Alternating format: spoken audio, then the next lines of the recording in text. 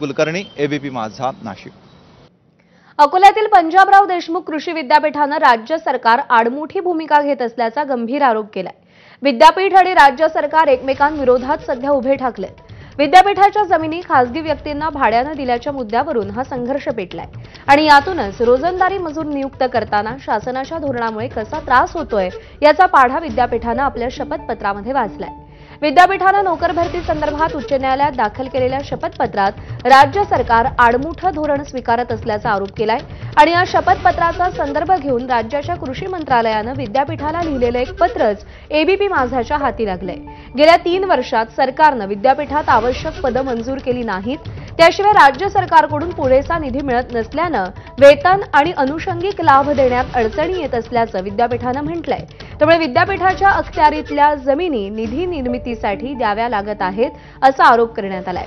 निधीच मिळत नसल्याने विद्यापीठाभोवती संरक्षक भिंत बांधणंच शक्य होत नाही असंही विद्यापीठाने पत्रात म्हटलंय।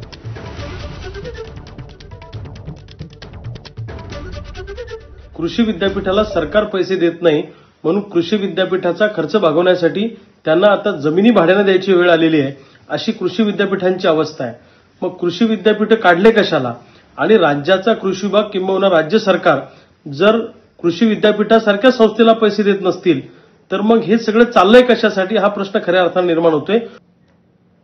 तर विद्यापीठाने नेमके काय आरोप केलेत आपण पाहूया।